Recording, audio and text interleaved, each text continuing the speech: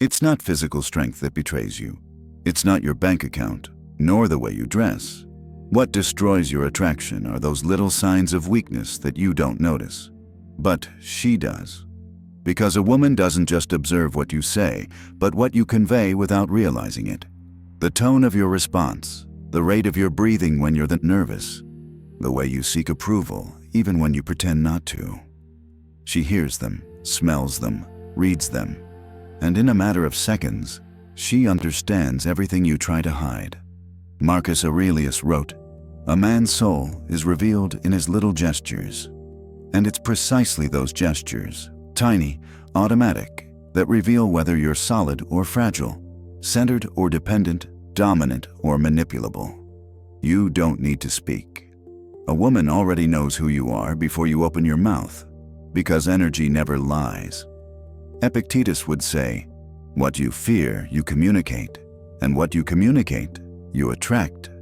Every man carries an invisible vibration, and that vibration tells everything, whether you are at peace with yourself or whether you are desperately seeking to please. The first sign of weakness she notices is the need for approval. You don't have to say, "Do you like it?" Just the way you look at her tells you that you are seeking validation, and the moment you do, you have lost. Because the man who demands validation has already declared himself incomplete, and the female instinct instantly recognizes this flaw. Marcus Aurelius wrote, "He who seeks validation from others has lost the path to his own soul."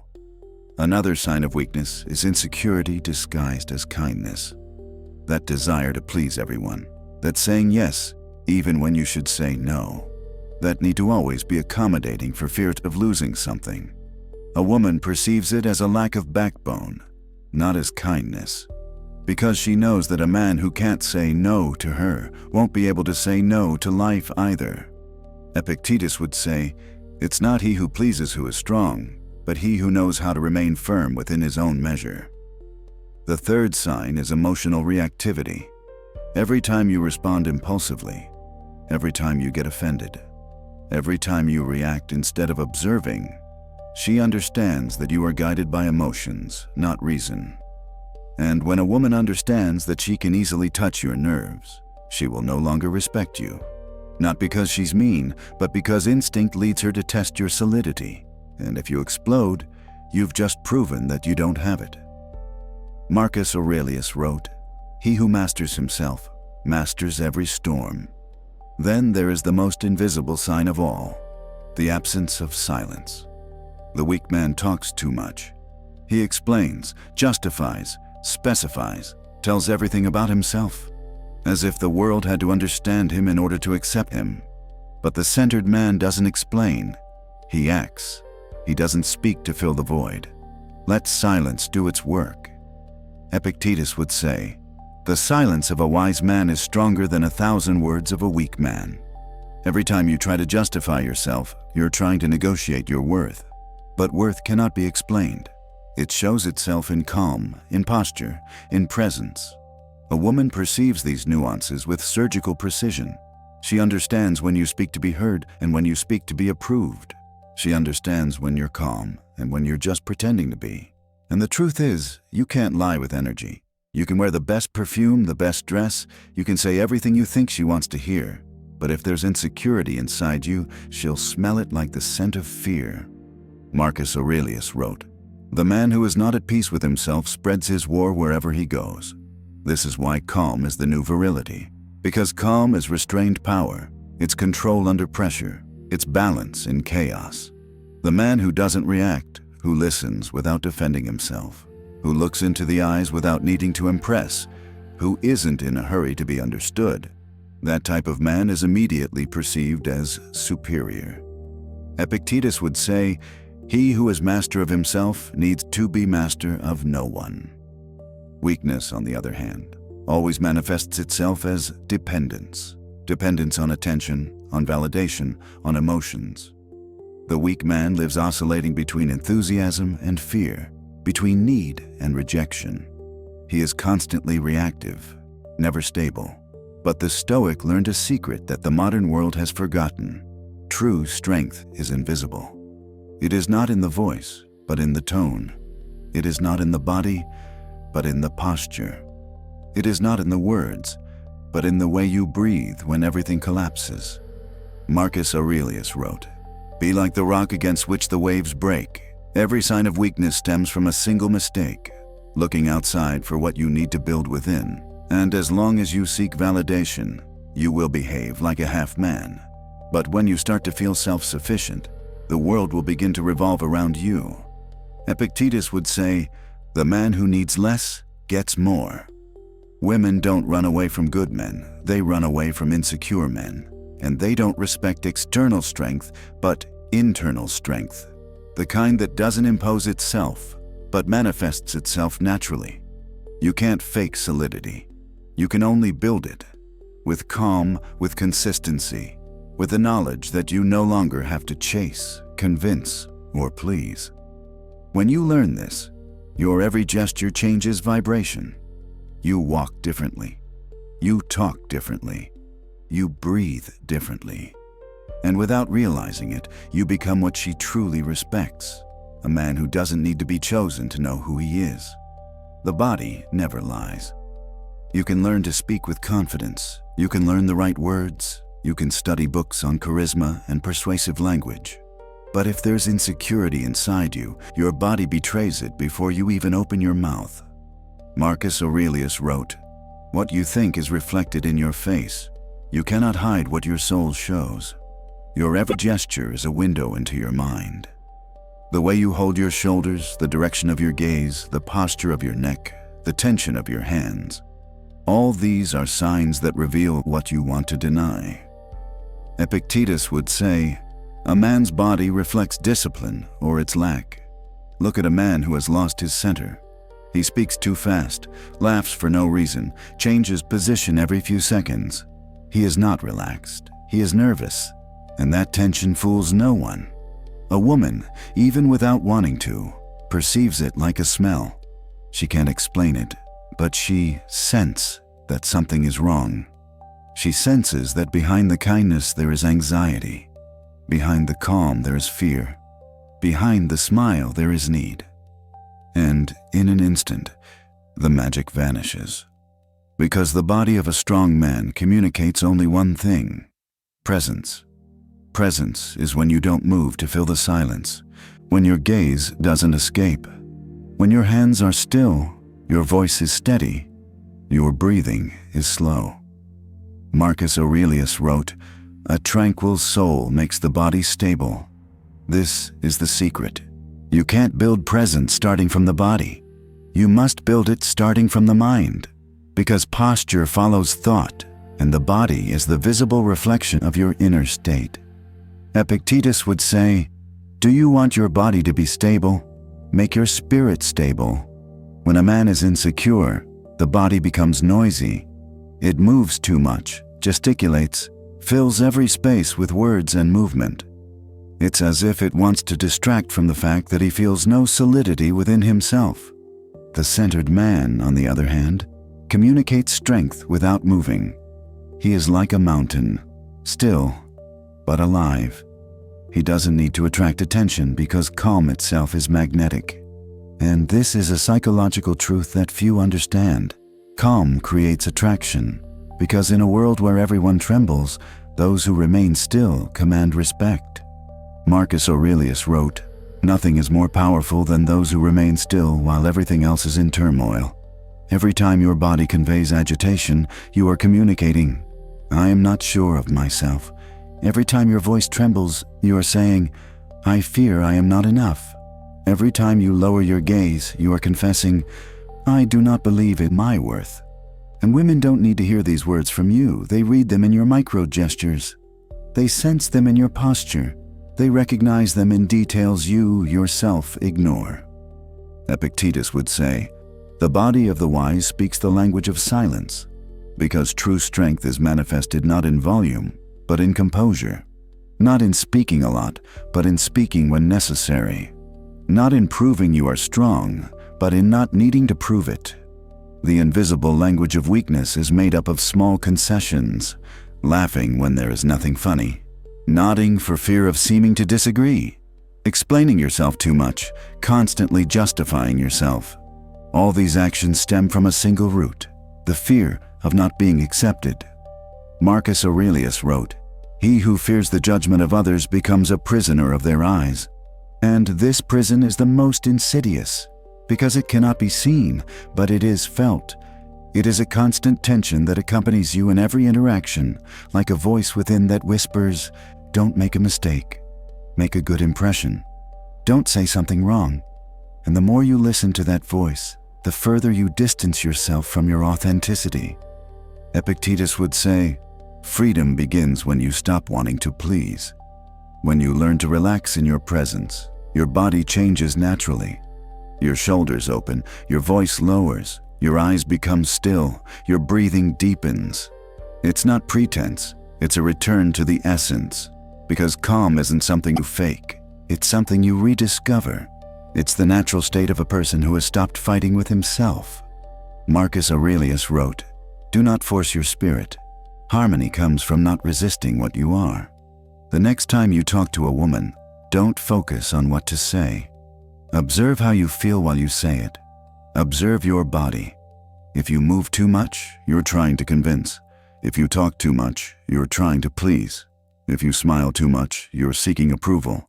The body is always proof of what the mind refuses to admit. Epictetus would say, "Truth does not live in words, but in the posture of the soul." And the posture of the soul translates into that of the body.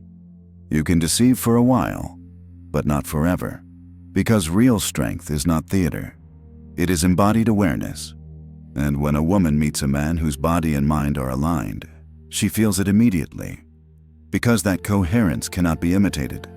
It is calm. It is centeredness. It is silent charisma. Marcus Aurelius wrote, "The true elegance of a man is his calm." That's why women respect men who don't move to impress. Because a man who is already at peace with himself doesn't need to change his pace to please someone. The body, therefore, is not the enemy. It's a mirror. And when you learn to read it, you discover that every weakness has a physical signal, and every signal can be transformed into strength, if you learn not to react. Epictetus would say, "Don't try to correct the body. Correct the mind, and the body will follow." Solidity is not rigid. It's calm under pressure. And a woman, faced with that calm, stops testing you. Because she understands that every test fails against those who don't play. And you're not there to play. You're there to live with presence, strength, and dignity. All male weaknesses have a single root, the need to please, no matter how it manifests itself. Through excessive kindness, fearful silence, unnecessary words, inappropriate laughter, anxiety when she moves away, insecurity when she doesn't respond. Behind it all is always the same cause, the desperate desire to be accepted. Marcus Aurelius wrote, "He who lives to please others loses himself." It's a harsh truth, but a necessary one. The man who lives to be chosen loses the ability to choose.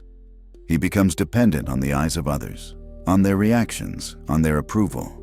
And women notice it immediately. Because the man who wants to please is not free. And what is not free is never desirable. The need to please always stems from fear. The fear of being rejected. The fear of being ignored. The fear of not feeling good enough. The fear of being worthless without the gaze of others. The man who lives in fear doesn't act. He reacts. He doesn't lead. He adapts. He doesn't choose. He submits. Epictetus would say, "As long as you fear the judgment of others, you will be their slave.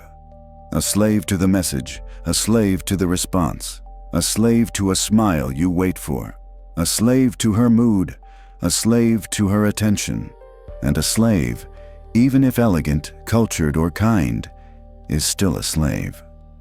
Women perceive this instantly, not because she's malicious, but because female psychology has evolved to recognize male strength not in words, but in emotional stability.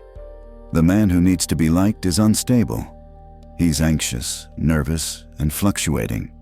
He changes his version of himself depending on the context, and this, for the female instinct, is a warning signal. The problem isn't the desire to be liked, It's dependence. Everyone wants to be loved. There's nothing wrong with that. The problem is when your value depends entirely on what others think of you. When she tells you, "You're wonderful," you feel strong. But if she doesn't respond for 3 hours, you feel like a failure. In both cases, you're not the one governing yourself. Others do. Marcus Aurelius wrote, "Never give another man the power to make you happy or miserable." The need to please is a parasite of the soul. It makes you live on the surface. It makes you lie to yourself. It makes you ignore your boundaries. It drives you to become something you're not just to be accepted. And this is the cruelest paradox. The more you try to please, the less you like her. Because in trying to adapt to her, you are abandoning yourself. And when you stop being yourself, you automatically lose your value. Epictetus would say, "What is not born of you is not yours." And this also applies to the versions of yourself you invent to please. A woman respects only the man who doesn't need to please. Note, not the rude, aggressive, arrogant man, but the full man, the one who doesn't bend out of fear, who doesn't pretend out of insecurity, who doesn't create personas to be accepted. A woman perceives as magnetic not loud strength, but calm strength. Not theatrical gestures, but consistency. Not the man who forces himself, but the man who is. Marcus Aurelius wrote, "True greatness is not shown, it is recognized." And a man who doesn't live to please doesn't need to be recognized. He naturally is. When she senses that you're not seeking her applause, that you don't need her smile, that you're not showing off, that you're not selling out, that you're not acting, then her mind opens. She relaxes. She observes you with curiosity, because she senses that you're not kneeling before her approval. The man who doesn't need to please is more popular, because the need to please makes you predictable. Women test men, not out of cruelty, but by nature. Female tests aren't malice, they're selection. They're a way of perceiving solidity. And the man who wants to please fails every test. As soon as he feels pressure, he adapts. As soon as he hears silence, he gets agitated. As soon as he senses coldness, he gets too heated. As soon as he senses judgment, he justifies himself. A man like that can't be respected, because he never leads, he follows. Epictetus would say, "The man who follows doesn't know where he's going." And no woman wants to follow a man who can't lead himself. The Stoic eliminates the need to please with a single word: enough. Not enough for others, but enough for himself. Enough with dependence, enough with fear, enough with the constant search for validation, enough with the desperate rush for approval. The Stoic stops asking, "Does he want me?" and begins to ask himself, "Does he want me?" Marcus Aurelius wrote, "What you seek outside yourself is already within you, if only you stop to look at it." The need to please is not solved by seeking more attention, but by returning to the center, to the root, to what you are without filters, without fear, without an audience. The man who eliminates the need to please becomes free, and the free man is irresistible, because freedom is the rarest quality of modern man. Mental freedom, not material freedom. The freedom to say no, the freedom not to answer, the freedom to be oneself even when it is inconvenient. Epictetus would say, "The man who knows how to be alone with himself depends on no one, and those who don't depend cannot be controlled." When you stop trying to please, you begin to truly please, because your energy changes. You no longer walk into rooms wondering how they see you. You ask yourself, "How do I want to live?" You no longer seek approval, you seek consistency. You no longer ask for consensus, you ask for peace. You no longer beg for attention, you choose. Marcus Aurelius wrote, "What is truly yours you must never chase." Here's the point. When you stop chasing, you stop being weak. When you stop pleasing, you begin to be respected. When you stop depending, you begin to be desired. Weakness is born of need. Strength is born of centeredness. The Stoic doesn't please everyone, but he doesn't care. He doesn't live to be chosen, he lives to be whole. And a woman faced with a man of integrity doesn't run away. She approaches, because she senses his authenticity, his calm, his silent strength. And those signs, which previously spoke of weakness, now speak of power. Sometimes you think you were flawless. You spoke with confidence. You smiled. You chose the right words, the calculated ones, the ones that should show your calm. Yet she didn't react as you expected. She wasn't impressed. She didn't perceive you as strong. She didn't desire you. Why? Because it's not what you say that betrays you. It's the way you say it. It's the tone, the speed, the urgency you put into your words. Marcus Aurelius wrote, "A man's voice reveals what his heart tries to hide." And he was right. A man's tone is his energetic calling card. Even before his gaze, even before his gestures, even before the content, his tone reveals the truth. You understand this when you listen to a truly self-confident man. He speaks slowly, breathes deeply, doesn't rush, doesn't seek. The anxious man, on the other hand, speaks as if the world might collapse at any moment. His breath is shallow, his words too fast, his tone high, as if he's afraid that a second of silence might make her lose interest. This is emotional haste, a sign of weakness invisible to you, but very clear to her. Emotional haste is the first sign of neediness. It's not a question of pronunciation, diction, or oratory skill. The speed with which you speak answers a specific question. Are you afraid she'll get distracted? Are you afraid of boring her? Are you afraid she won't choose you? If so, the haste in your voice will always betray you. Epictetus would say, "He who is in a hurry confesses to being dominated by fear, and fear is the greatest anti-seducer in existence." A woman can sense your level of self-confidence just by listening to the first 2 seconds of your voice. It's an ancient, instinctive sensitivity rooted in evolution. A man with a calm tone conveyed the security of the pack. An agitated man conveyed that something was wrong. That mechanism has remained. You may have learned to control your face, to control your words, to control your gestures, but the tone of your voice is much more difficult to manipulate, and she hears it like an emotional tuning fork. A high tone communicates fear. A low tone communicates power. You don't have to speak slowly to make an impression.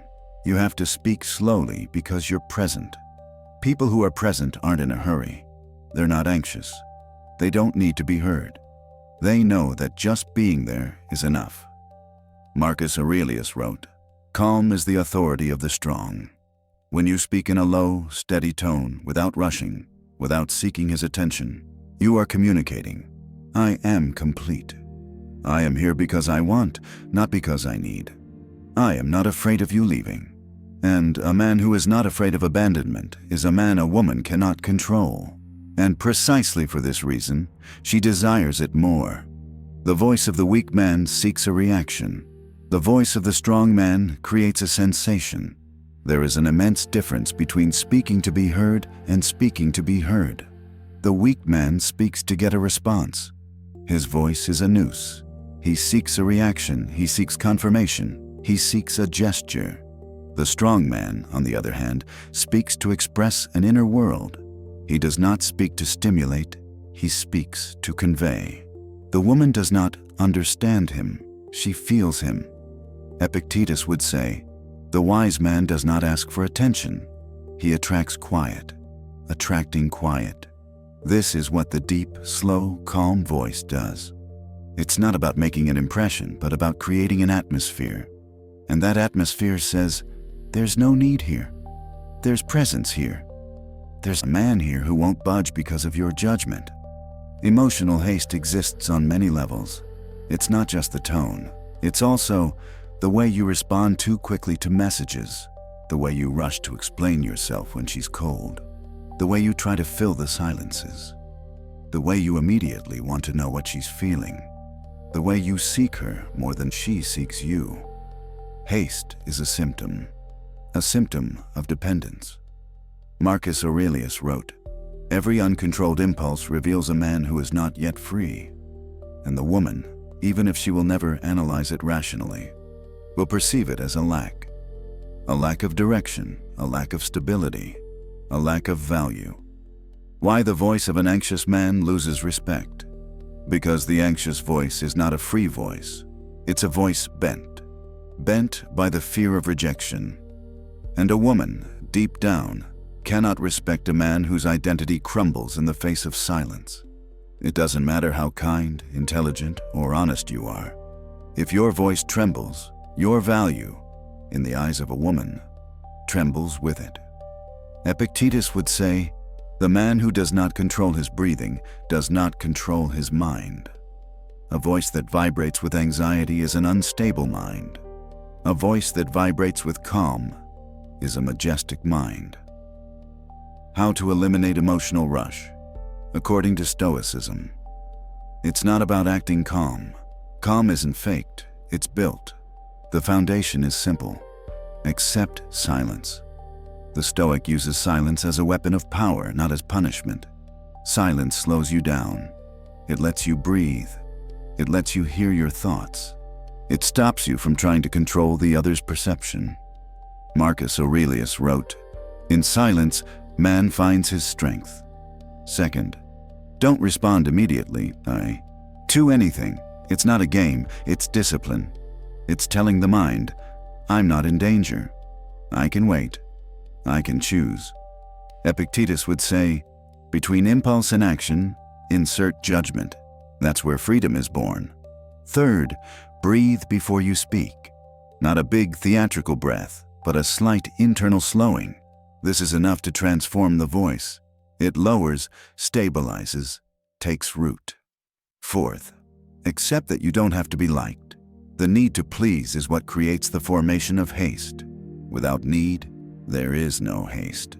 Marcus Aurelius wrote, "Be complete in yourself and nothing can shake you." The tone of your voice is the thermometer of your inner value. You can have physical presence, you can have apparent security, but if your voice reveals need, everything collapses.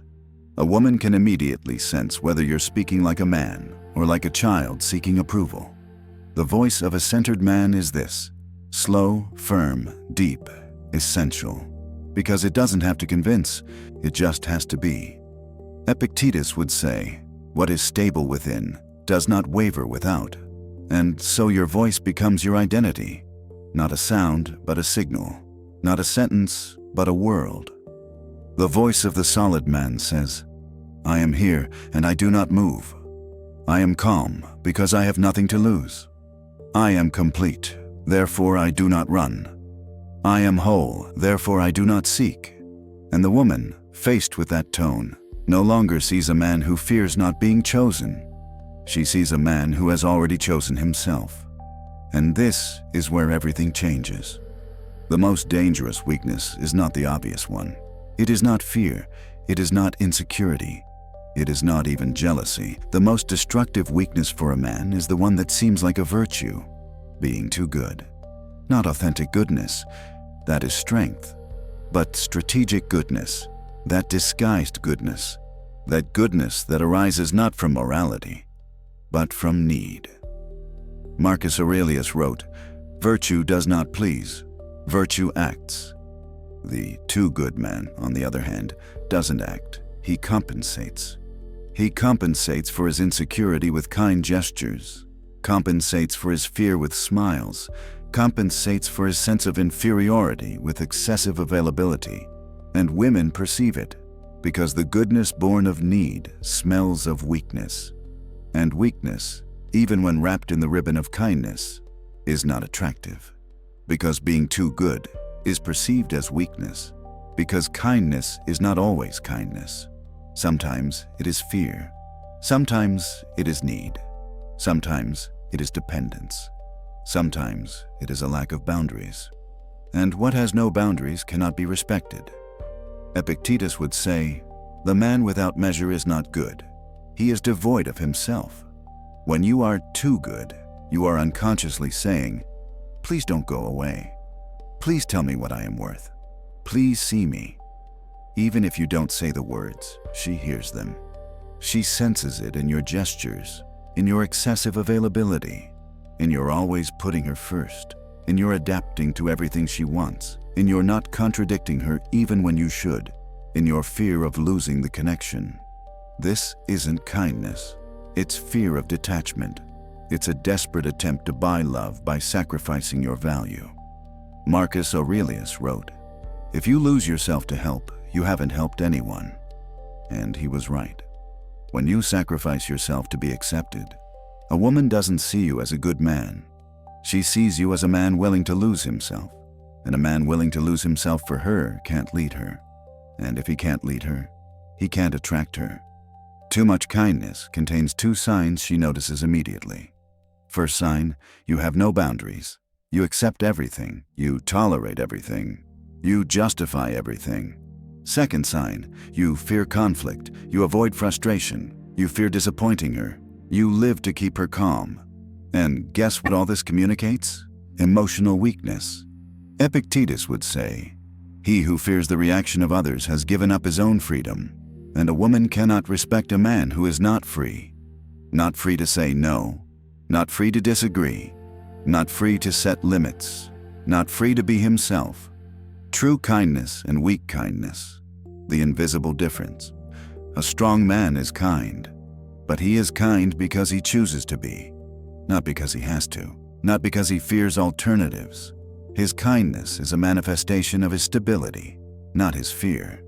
His kindness coexists with boundaries, with self-respect, with firmness, with the ability to say no. Marcus Aurelius wrote, "Kindness must be an act of strength, not of surrender." A man who is too good, on the other hand, is kind to obtain something. He is kind as an investment. He is kind because he hopes that kindness will make him indispensable. But true kindness is not born of self-interest. It is born of freedom. And a woman immediately perceives the difference. Strong goodness fascinates. Weak goodness tires. Strong goodness inspires confidence. Weak goodness inspires pity. The strong good man leads. The weak good man follows. Epictetus would say, "Virtue without strength is only appearance." Why does a woman lose respect when you are too good? Because in her deepest instinct, a woman seeks a man who can bear the weight of life. A solid man, not a man who melts at her every request. A woman doesn't want a servant. She doesn't want a carpet. She doesn't want a man who gives in everything. She doesn't want a man who molds himself to her. She doesn't want a man who lives to avoid negative emotions. She wants a man who can say, "This is good for me. I don't accept this. I won't cross this limit. I stop here." Marcus Aurelius wrote, "The man who guides himself also guides destiny." A woman loses respect for a man who is too good because she understands that goodness isn't a choice, but fear. And fear is never attractive. How too much kindness makes you lose power in relationships. Every time you sacrifice yourself to please, you lose ground in her perception. Every time you indulge everyone, you lose value. Every time you avoid conflict, you lose credibility. Every time you give up your opinions to avoid arguments, you lose respect. Every time you put her needs before your own, you lose dignity. Every time you prioritize her when you are optional, you lose balance. Epictetus would say, "He who puts the value of others above his own condemns himself to suffering." In relationships, as in life, a person loses power when he loses himself. The Stoic is not cold, he is balanced. The Stoic does not live to please, but to be whole. He does not sacrifice himself for love, because he knows that true love does not require the sacrifice of identity. The Stoic is capable of giving, but not of vanishing. He is capable of listening, but not of submitting. He is capable of being present, but not of losing himself while he is there. Marcus Aurelius wrote, "Keep what is yours, and give what you can." This is the invisible philosophy of the strong man. Be good without being weak. Be generous without being naive. Be available without being submissive. Be loving without losing discipline. The Stoic solution to weakness disguised as goodness. There are 3 fundamental rules. 1. Always put your dignity before desire. If you have to lose respect to be accepted, you are choosing hell. 2. Give only what you can give without hurting yourself. Goodness is not sacrifice. It is sharing. 3. Remember that those who truly love you never ask for your self-denial, because no one who respects you wants you small, weak, or submissive. Epictetus would say, "What you do out of fear is not virtue, and what you do to be loved, if it destroys you, is not love." A man who stops being too good does not become bad. He becomes respectable. He becomes a man who chooses when to give, who knows how to say no, who does not let himself be consumed, who doesn't dance for attention, who doesn't kneel out of fear, who doesn't give more value to those who don't deserve it. Marcus Aurelius wrote, "Mode is the highest form of wisdom." When you learn to measure your kindness, women don't turn away. Women come closer, because the kindness of a strong man is the most attractive thing in the world. It's soft but not weak. It's deep but not servile. It's generous but not desperate. It's a choice, not a dependency. And a woman senses it immediately. There's a mistake that silently destroys attraction. It doesn't make a sound. It's not immediately noticeable. It doesn't even seem like a mistake. In fact, many men are taught it as a virtue. This mistake is being too available. Excessive availability is the sweetest poison there is, because at first it seems like a quality. I make myself present. I show her I care. I give her security. But the more available you make yourself, the more invisible you become. Marcus Aurelius wrote, "What is always at hand loses value in the eyes of man." And this is even more true in the dynamics between men and women, because excessive availability makes you invisible, because constant availability communicates something very specific. You have nothing else in life. For her, you are always there, always free, always ready to talk, always ready to write, always ready to listen, always ready to change plans for her. And this, in the eyes of a woman, is not love. It is a lack of priorities. Epictetus would say, "Do not give away your time as if it were worthless." When everything you do revolves around her, you are unconsciously communicating that you don't have a world of your own. And those who don't have a world of their own cannot add value to someone else's world. Constant availability erases mystery. And without mystery, there is no attraction. The true root of being too available. Behind every man who is too available, there is a fear. The fear of losing. It's the fear of disappointing her. The fear of making her angry. The fear of seeming disinterested. The fear that if you don't respond immediately, she'll move on. This fear pushes you to be present even when you shouldn't. It pushes you to say yes even when you want to say no. It pushes you to erase yourself to always be accessible. Marcus Aurelius wrote, "He who fears displeasing is not free." And it's precisely this lack of freedom that makes you invisible. Because the woman senses that your presence isn't a choice. It's anxiety. It's need. It's dependency. Availability creates predictability. Predictability kills interest. I know, it seems paradoxical. You were taught that being reliable and present was the key to making her stay. But there's a world of difference between being reliable and always being available. A reliable man is consistent. A man who's too available is submissive. A reliable man has boundaries. A man who's too available has none. A reliable man is a rock. A man who's too available is sand. Epictetus would say, "What has no form cannot be respected." When you are too predictable, she stops hearing you. She stops noticing your presence, because it is taken for granted.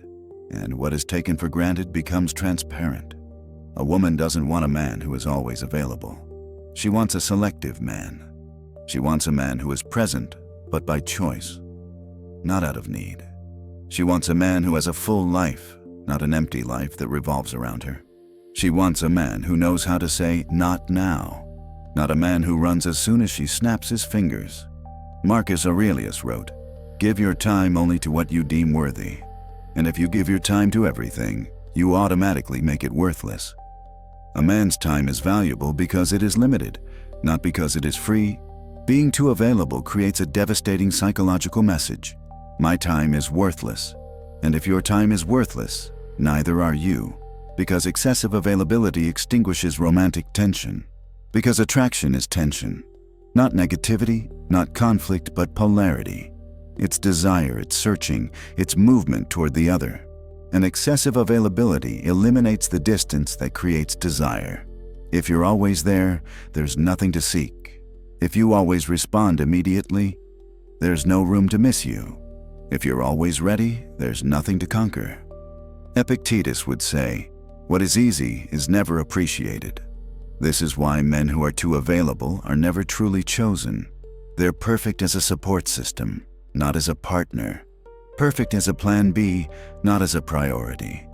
Not because they're bad men, but because they've given up their value without realizing it. The solution lies in moderation, not in absence. You mustn't become cold. You mustn't become detached. You mustn't transform yourself into a hard, insensitive, or distant man. This is useless extremism. The solution is moderation. Marcus Aurelius wrote, "In everything, seek balance. Be selective, not absent. Be present, but with boundaries. Be available, but only when the time is right. Be interested, not needy." This is the difference between strength and weakness, value and dependence, attraction and invisibility. A woman respects a man who knows how to ration his presence, who doesn't sell out, who doesn't give away too much, who doesn't erase himself.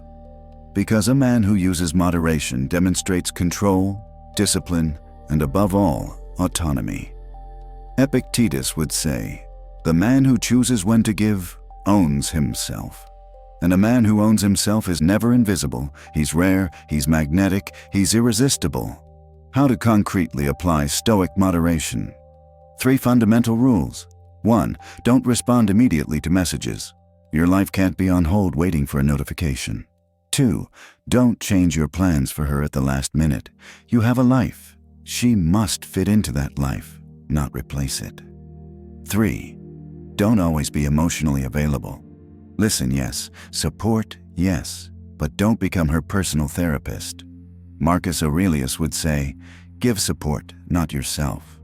Healthy availability starts from value, not fear. When you're less available, you become more desirable. It's a psychological paradox, but a profoundly true paradox. Because rarity creates value. Value creates respect. Respect creates desire. When you stop being everyone's emotional carpet, people start to notice you. When you stop being always there, they start looking for you. When you stop always saying yes, your yes becomes precious. Epictetus would say, "Only what can be lost is truly desired." And the man who is too available can never be lost. And that's why he is never desired. There is a wound that almost no man admits, but which drives most of his behavior.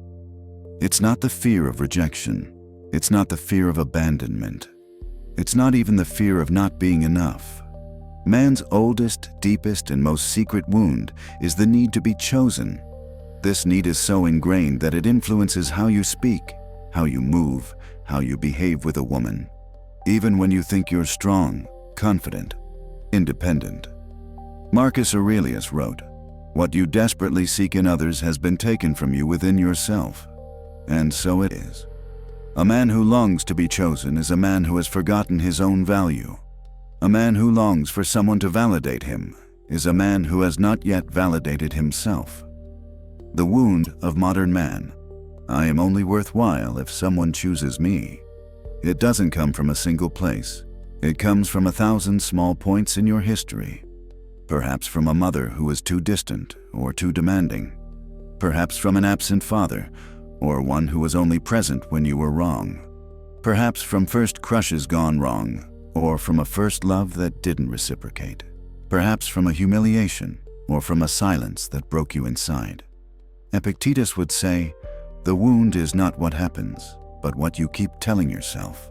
And the story many men tell themselves is this: if she doesn't choose me, I'm not worth it. If she doesn't want me, then I'm not enough. If she doesn't look for me, then I'm not worthy. You never say these phrases out loud, but you live them.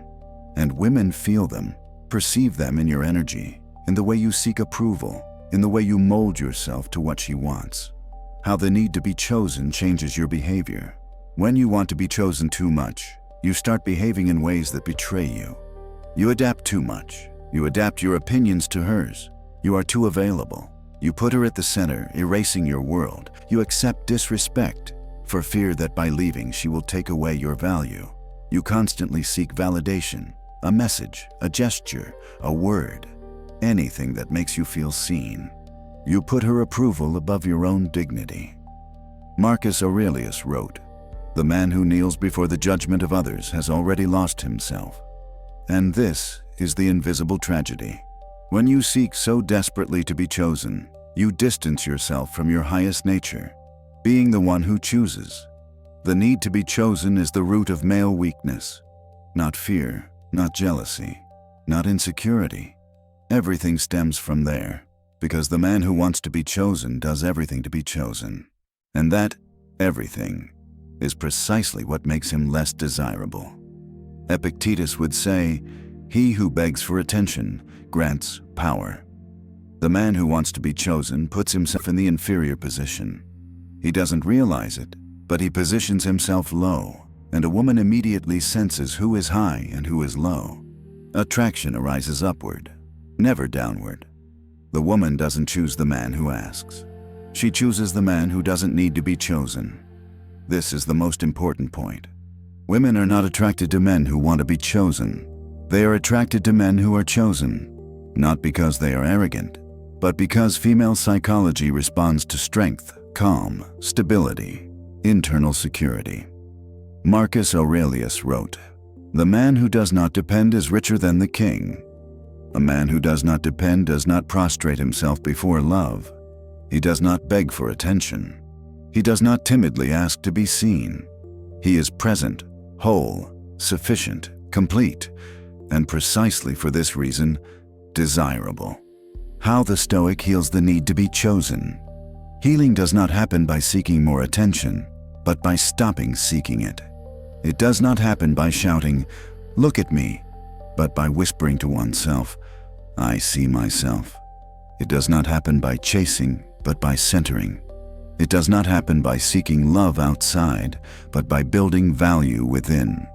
Epictetus would say, "What you lack is not in others, it is in your discipline." Here is the Stoic process. 1. Acknowledge your wound. Don't deny it. Don't pretend nothing has happened. Admit that a part of you desperately wants to feel accepted. Marcus Aurelius wrote, "What you don't face governs you." Facing the need is the first step to mastering it. 2.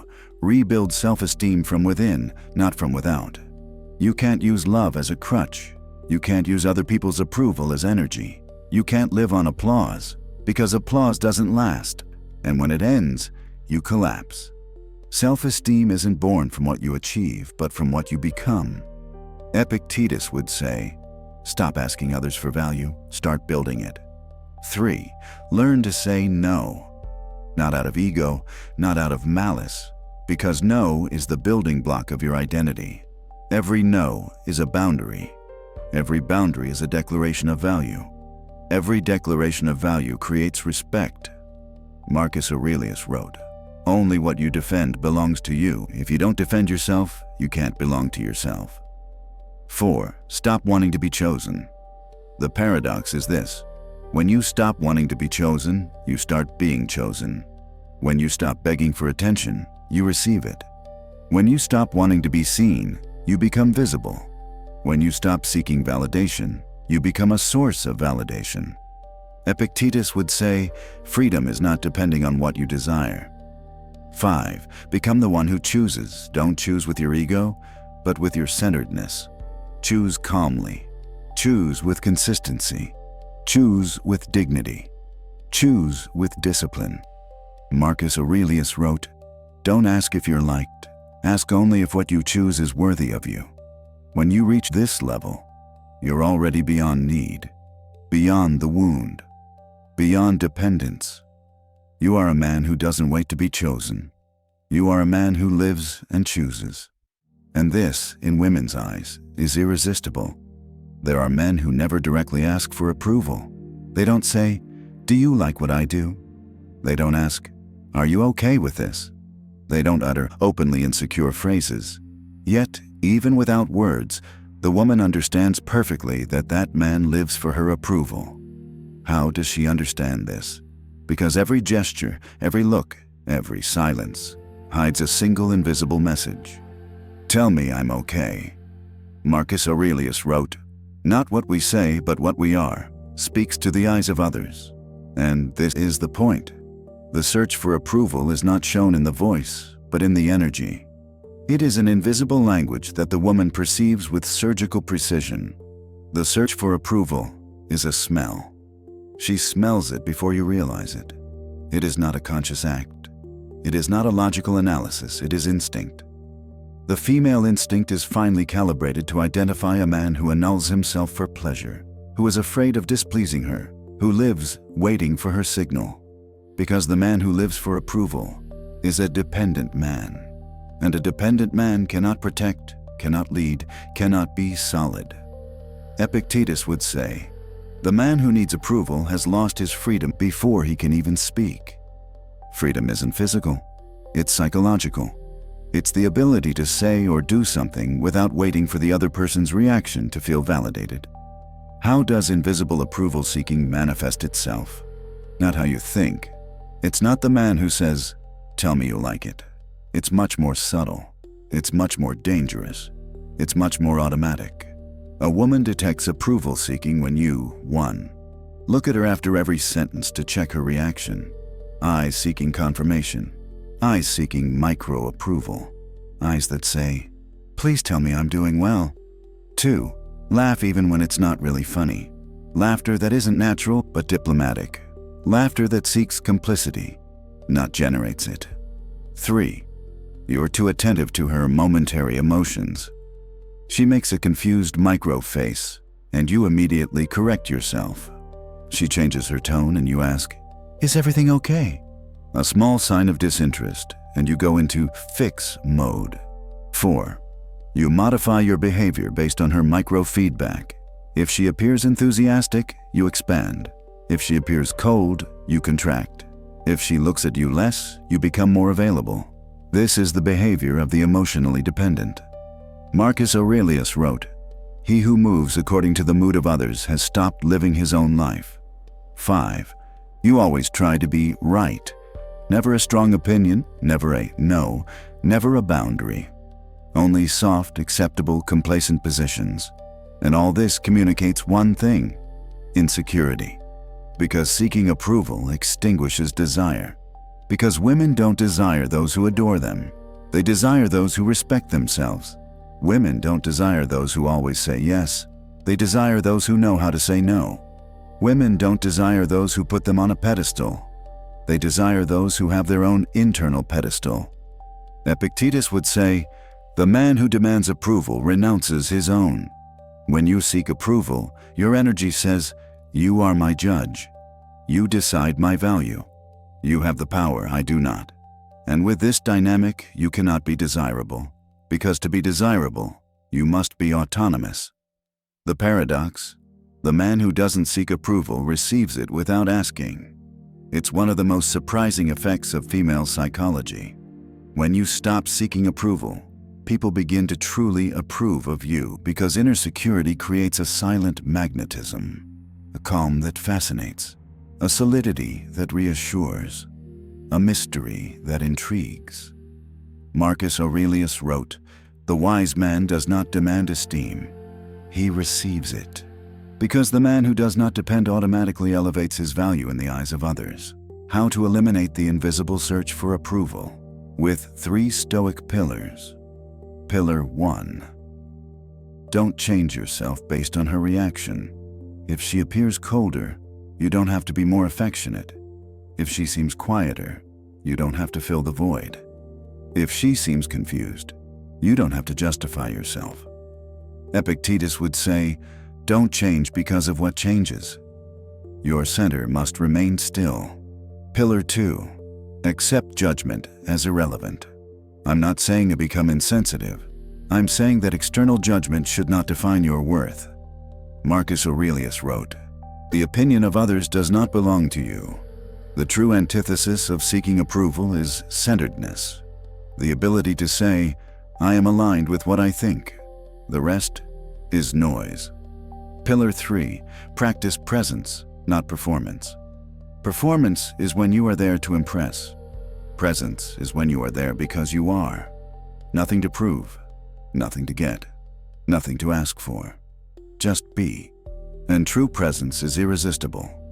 Epictetus would say, "The wise man never acts, he exists." Because women feel all this before you even realize it. Because women perceive the vibration, not the image. Substance, not form. Intention, not content. It's not magic. It's evolutionary. Over the millennia, the female instinct has developed a radar to distinguish the confident man from the one who pretends to be confident. And the radar doesn't read words, but energy. The invisible search for approval vibrates as weakness. Autonomy vibrates as strength. Dependence vibrates as fear. Centeredness vibrates as power. Marcus Aurelius wrote, "What you carry inside is what you truly show the world." When you stop seeking approval, you finally become a man she can respect. Not a perfect man, not an invincible man, but a solid man, coherent, of integrity, not influenced by the emotional winds of others. A man like this doesn't move to please, but to be truthful. And when a woman feels this energy, all her defenses crumble. Because true strength doesn't shout. It doesn't seduce. It doesn't beg. It doesn't impress. It doesn't play games. True strength is. And that's precisely what attracts her. There is a male failure that makes no noise. It doesn't explode. It doesn't openly destroy. It leaves no visible wounds. It is a silent failure, a failure that men interpret as politeness, as respect, as not creating problems, but which women, on the other hand, immediately perceive as weakness. This failure is not speaking forcefully, not saying what you think, not asserting what you want, not correcting what is wrong, not stating your position, not setting limits, not providing direction. Marcus Aurelius wrote, "It is not the voice that is strong, but the man who supports it." A man can have a calm tone, but a powerful presence. He can have a soft voice, but an impenetrable will. He can speak slowly, but with absolute certainty. The problem is not speaking softly. The problem is speaking as if you were afraid. A woman perceives fragility in your hesitation, not in your volume. You think, "I don't want to seem aggressive. I don't want to argue. I don't want to make her uncomfortable. I don't want to seem like I'm in charge." But you're confusing two things, strength and arrogance. Strength is calm. Arrogance is disguised weakness. Strength is confidence. Arrogance is the fear of not being taken seriously. Strength is saying what you think calmly. Arrogance is shouting it because you don't know how to back it up. Epictetus would say, "Strength is never in tone, but in conscience." A woman isn't afraid of your calm voice. She's afraid of the emptiness behind that calm, of the fact that you don't expose yourself, that you don't take a stand, that you don't take a direction. Because a man who doesn't take a stand can't protect. He can't lead. He can't be an emotional beacon. Male fragility manifests itself in 4 silent ways. All intelligent women notice these 4 signs. 1. A voice that drops when you have something important to say, not out of discretion, out of fear of disagreeing. 2. Sentences filled with maybe, I don't know, whatever. You think you're being kind. She senses that you're afraid of yourself. 3. Avoiding any topic that might generate disagreement. This isn't respect. It's avoidance. 4. Speaking too slowly, too quickly, or too hesitantly. It's not shyness, it's emotional breakdown. Marcus Aurelius wrote, "He who dares not speak dares not live." And it's not just philosophy, it's pure psychology. Because your hesitation speaks louder than your words. Because it communicates a precise message. I don't believe I have the right to say what I think. And when a man communicates this, in a woman's eyes, he immediately loses value.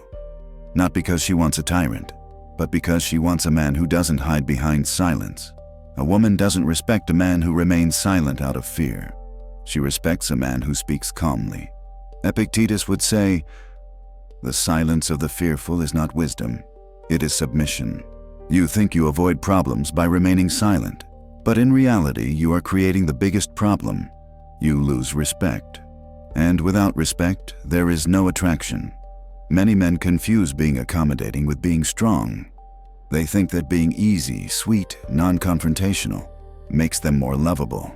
But in reality, it makes them more invisible. Because women don't want a man who adapts to everything. They want a man who has a direction and sticks to it. Marcus Aurelius wrote, "Don't follow the wind, be the wind." You can be sweet, you can be understanding, you can be loving, but you can't be a ghost in your own body. Women don't want a man who dissolves in love. They want a man who remains whole even in love. Strength lies not in a high tone, but in inner clarity. A man can speak with a low voice, but full of authority. He can speak slowly, but with a presence that dominates the space. He can say few words, but each of those words weighs, because what weighs is not volume, but stability. Epictetus would say, "The voice is wind, the will is rock." And a woman respects the rock, not the wind. How to regain strength in speaking according to Stoicism.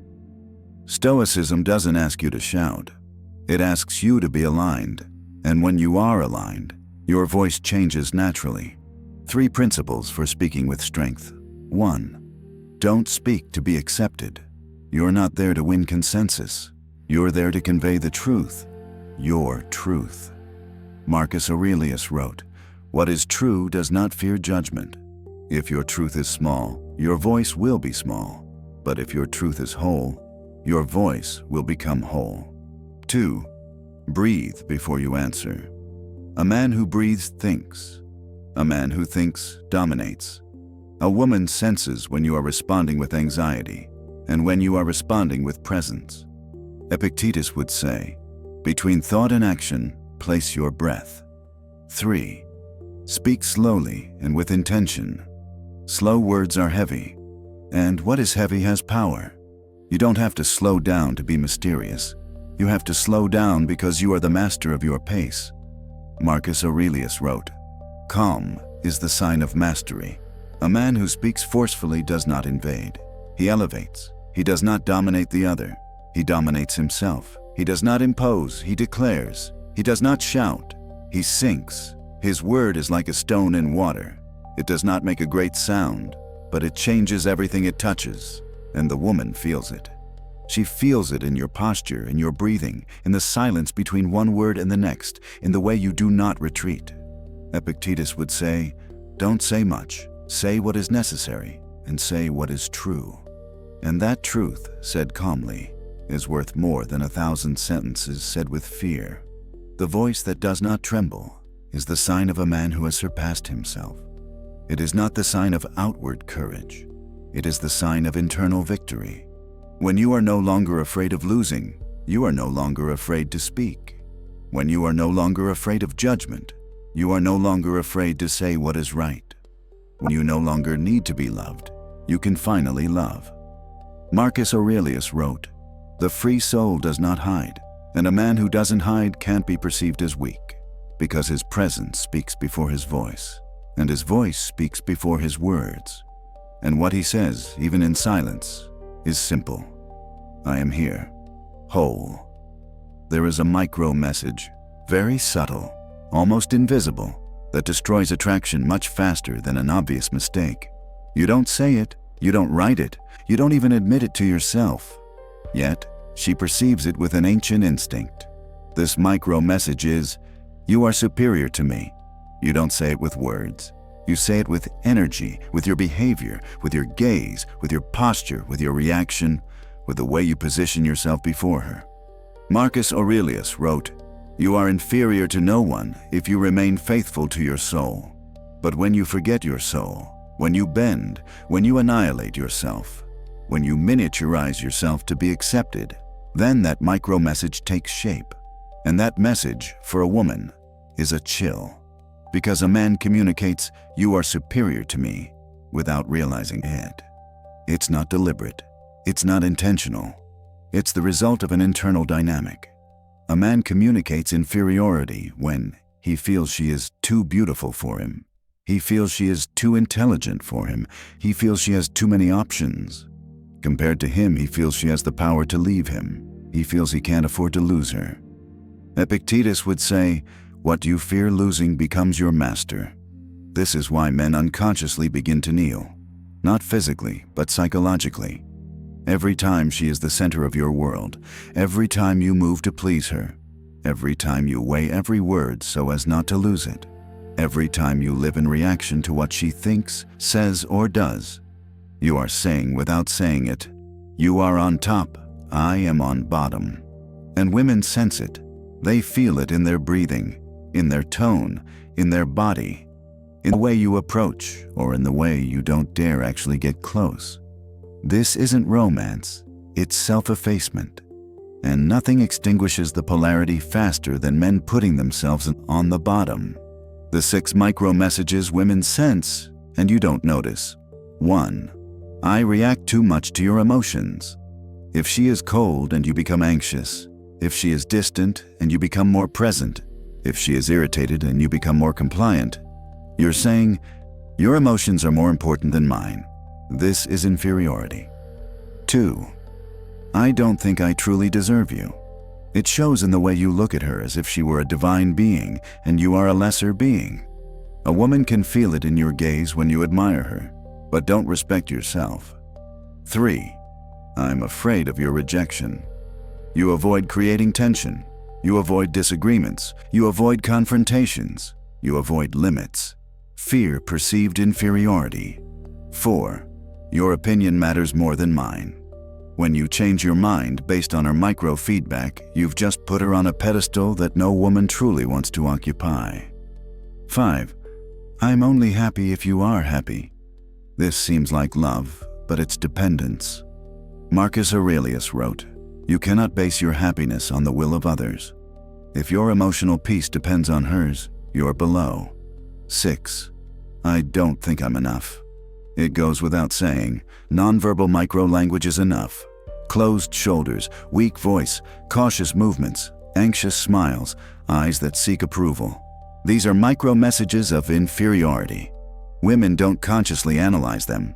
They perceive them. And a woman respects and desires only what she perceives as equal or superior, never inferior. Why the superior-inferior dynamic kills attraction? Because male polarity is based on an essential principle. The man must be centered in his own value. He must not be better than her. He must be himself, full, in balance, whole, independent. When you put yourself down, you lose density, you lose mystery, you lose magnetism, you lose credibility, you lose authority, you lose strength. And women perceive all this in a second. Epictetus would say, no one can despise you more than you demean yourself.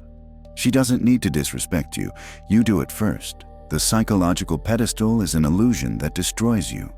Many men think, if I treat her like a queen, she'll treat me like a king. In reality, the opposite happens.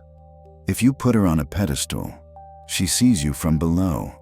And not because she's bad, but because this is the nature of the energetic exchange. Those who are idealized lose attraction. Those who idealize lose value. Those who elevate themselves never choose those who make themselves small. Marcus Aurelius wrote, "Don't idolize anyone. Your soul is as great as theirs." A woman wants a man who looks her in the eye, not from below. How to stop communicating inferiority according to Stoicism, not by becoming arrogant, not by becoming tough, not by feigning confidence, but by regaining inner standing. Inner standing is the place where you feel, I'm worth it. Regardless, from there, the micro-message changes completely. 3 Stoic pillars. Pillar 1, stop idealizing her. She's not an icon. She's a person, like you, with limitations, flaws, fears. Epictetus would say, every human being is fragile. Don't elevate one above reality. When you stop idealizing her, you're back on par. Pillar 2, stay centered in the face of her emotions. Whether she's cold, confused, irritated or detached. You remain unperturbed, not reactive, not anxious, not hyper-available. Marcus Aurelius wrote, "Power belongs to those who are not moved. Your stability puts an end to any superior-inferior dynamic." Pillar 3. Treat your value as non-negotiable. If a situation, behavior, or tone violates your value, you don't tolerate it, not because you're harsh, but because you have integrity. Epictetus would say, "Defend what's yours, your self-respect." When you defend your worth, she senses it and responds to it. When you change your energy, the entire relationship changes, because when you stop communicating inferiority, a surprising phenomenon happens. She looks at you differently, listens to you more attentively, respects you more spontaneously, seeks you out without you chasing her, develops natural, unforced attraction. Because women aren't attracted to the perfect man, they're attracted to the centered man. Marcus Aurelius wrote, "Greatness is in the posture of the soul, and when your soul straightens out, your love life straightens out too." The micro message changes. It's no longer, "You are superior to me." It becomes, "We are equal. And if we choose to walk together, fine, but I remain me." This is what attracts her. This is what reassures her. This is what respects her. This is what wins her over.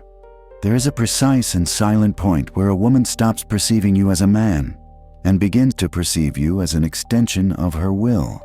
It happens without drama, without arguments, without sudden breakups. It happens when your life begins to orbit around her. It's not love that makes her lose respect. It's not kindness. It's not true vulnerability. The real cause of the loss of respect is only one: when she feels you live for her. Marcus Aurelius wrote, "Don't live to please, live to be whole." But when you start living to please, to avoid conflict, to keep her happy, to avoid losing her, to avoid disturbing her, to avoid taking risks, then she stops seeing you as a man. Not because she's bad, but because your energy stops relying on you and begins to rely on her. And the man who bases his life on a woman is a man who no longer relies on himself. The precise moment she feels you live for her is not when you love her. It's not when you commit yourself. It's not when you do something nice for her. She realizes it when what you do no longer comes from you, but from fear. The fear of losing her. The fear of disappointing her. The fear of not being enough. The fear of not being chosen. The fear that a mistake will push her away. Epictetus would say, "Every act driven by fear generates slavery, and emotional slavery is what immediately kills female respect." How does she understand that you live for her? She doesn't need words. She doesn't need proof. She doesn't need you to say it. A woman perceives it from small micro-dynamics. 1. You change your plans every time she texts you. It's not caring. It's reactivity. 2. You wait for her messages as if they were oxygen. Your inner peace is in her hands. She feels it. 3. You adapt to her emotions to avoid conflict. You are no longer a man. You are an emotional regulator. 4. You avoid saying what you really want. You prefer however you want. This is erasing yourself. 5. You try to maintain an artificial harmony. You are no longer spontaneous. You are diplomatic. Always. And she feels it as false. 6. You only show acceptable versions of yourself. Never harsh, never decisive, never direct, only soft, only accommodating, only safe. This is not love. It's dependence. And dependence is the form more subtle than weakness. Why does this make her lose respect? Because a woman respects a man who has an autonomous life, a mission, a center, a structure, a clear identity. And when she feels that you have shifted your center to her, that everything you are is measured by what she feels, a woman cannot, biologically, respect you as before.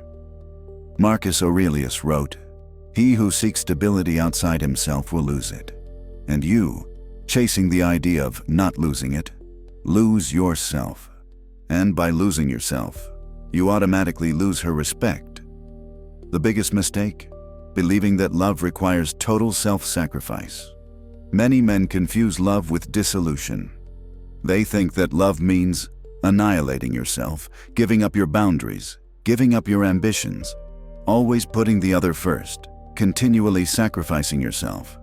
But this is not love. It is surrender.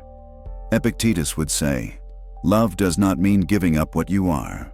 True love is born between two whole individuals, not between one who is whole and one who empties himself to maintain peace." When you live for her, you are saying to your unconscious, "My value depends on this woman." And you are saying to her primal part, "You are more important than my dignity." No woman wants a man like that. The man who lives for her is not a partner, but a reflection. He has no identity of his own. He has no direction of his own. He has no ideas of his own. He has no strength of his own. He molds himself to what she wants. But a woman cannot follow a man without form. She cannot respect a man without boundaries. She cannot trust a man without autonomy. Marcus Aurelius wrote, "He who cannot stand alone cannot support anyone." And women, even the most modern ones, seek a man who can support them. Not materially, energetically, existentially. A man who lives for her can't support anything, because he's already fallen. Like the Stoic, he stops living for her, not by becoming cold, not by becoming detached, not by becoming selfish, but by returning to his own center. 3 fundamental pillars. Pillar 1, rediscover your personal mission. When a man doesn't have a mission, the woman automatically becomes his mission. A terrible mistake. Marcus Aurelius wrote, "The human soul is made for a purpose. Find your purpose and restore the relationship to its rightful place. Part of life, not a substitute for life." Pillar 2, recognize your boundaries and defend them. Saying no is not aggression, it's identity. Saying this isn't right for me is strength. Saying I won't cross this limit is authority. Epictetus would say, "What you don't defend, you will lose." Defending your boundaries restores your immediate respect. Pillar 3, make your emotional state independent of her reactions. You can't be happy only if she is happy. You can't be calm only if she is sweet. You can't be serene only if she is attentive. This isn't a relationship. It's oscillation. Stability comes from within. Always. Marcus Aurelius wrote, "Be the master of your mind." When you achieve this, no dynamic can take away your value. The surprising result? When you stop living for her, she gets closer. It always happens, without exception. When you return to your center, she respects you, observes you differently, desires you more, seeks you out, values you more, stops testing you, relaxes in your energy, because she finally perceives the presence of a complete man. Marcus Aurelius wrote, "The whole soul is magnetic, and a magnetic man is never one who lives for a woman. He's one who lives according to his vocation and chooses the woman as a part, not as destiny." There is a mistake that turns a man into an open book.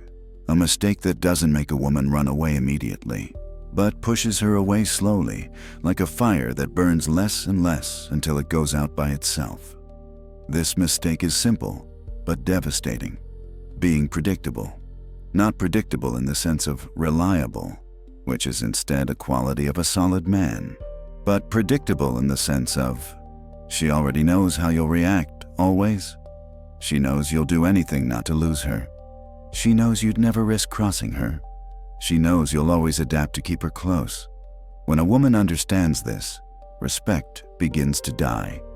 Marcus Aurelius wrote, "What is always the same loses vigor in the eyes of the beholder."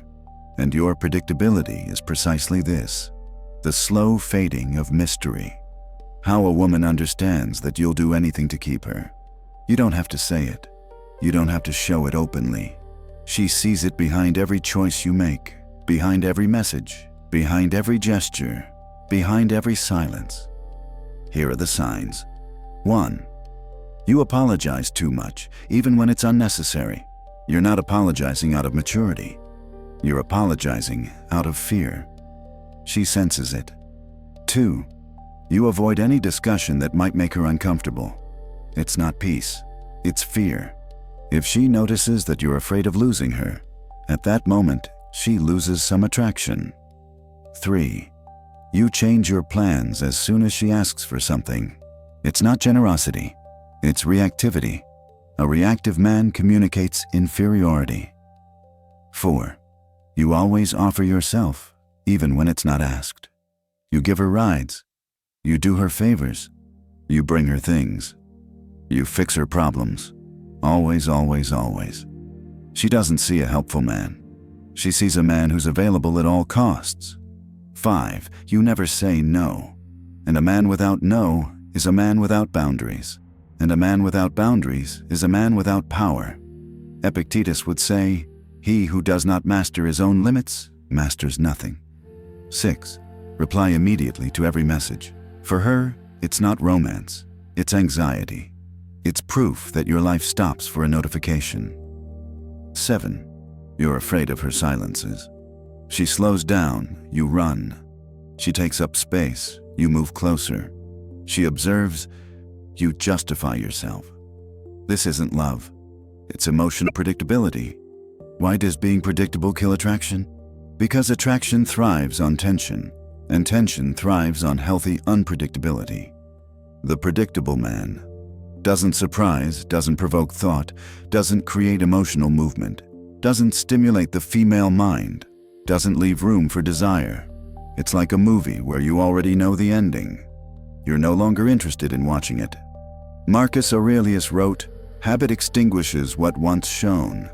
If she understands that you will always do the safe thing, the soft thing, the thing that doesn't create problems, she stops seeing you as a complete male presence.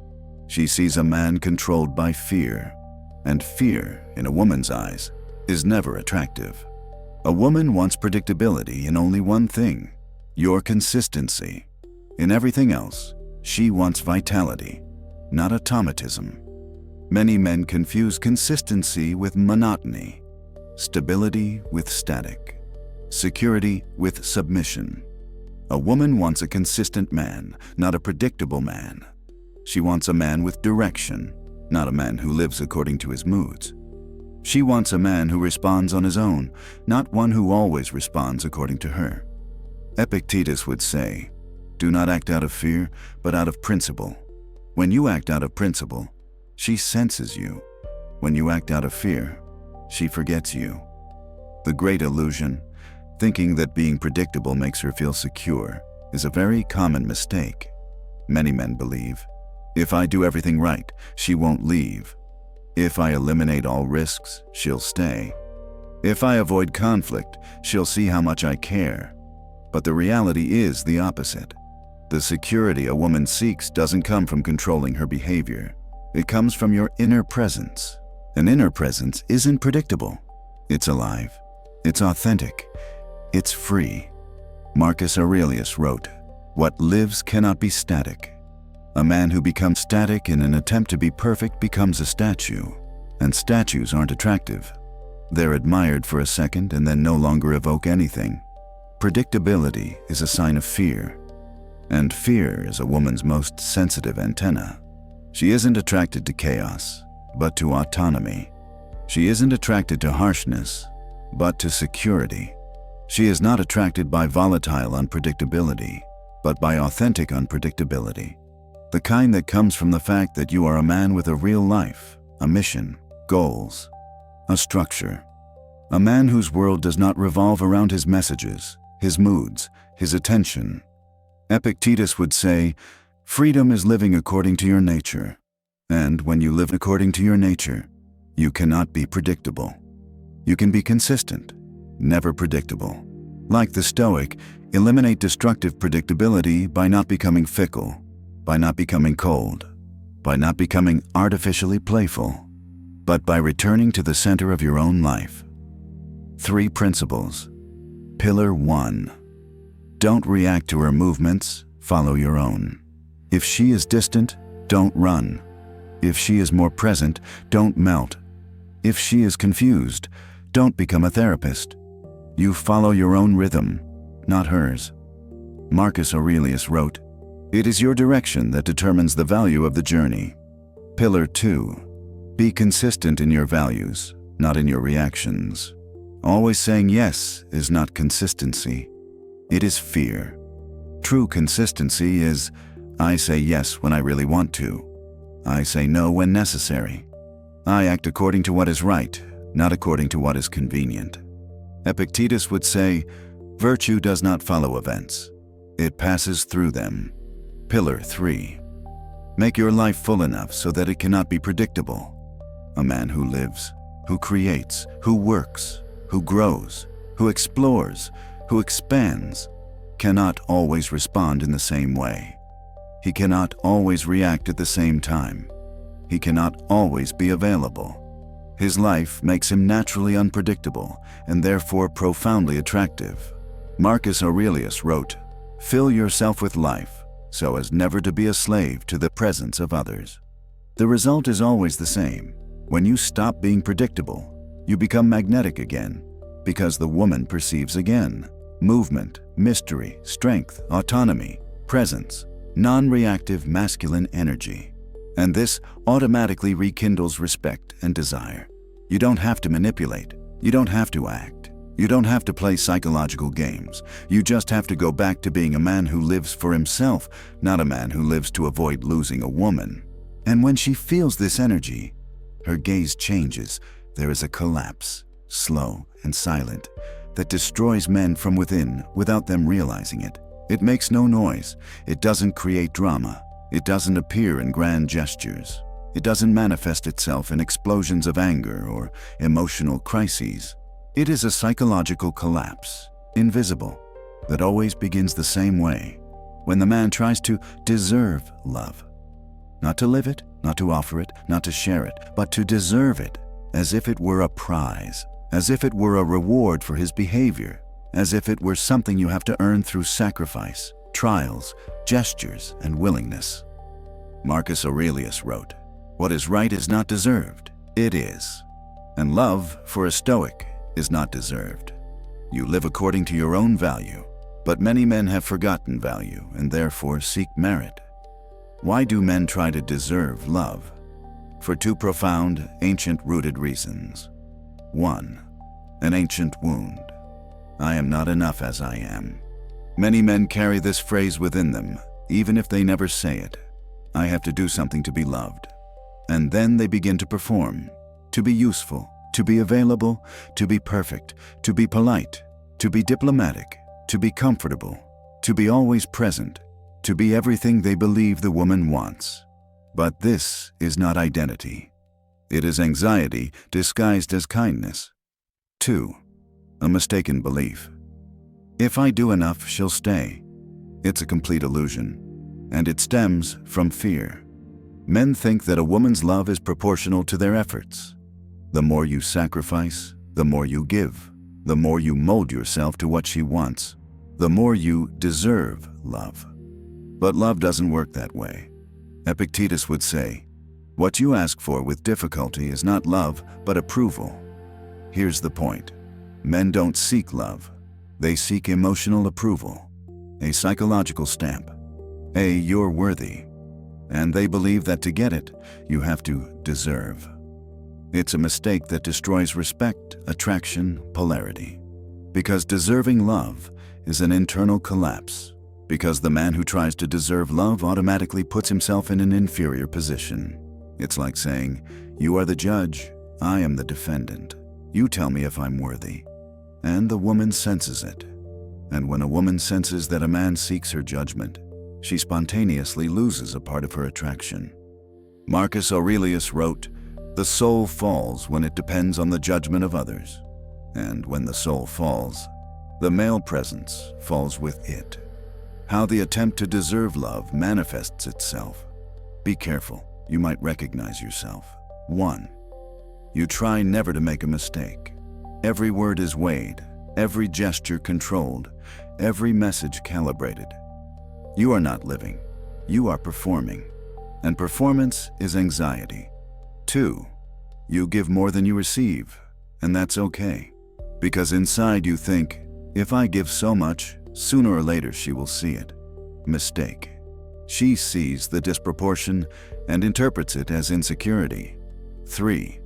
You unconsciously seek her. Good girl, I like you like this. You are not yourself.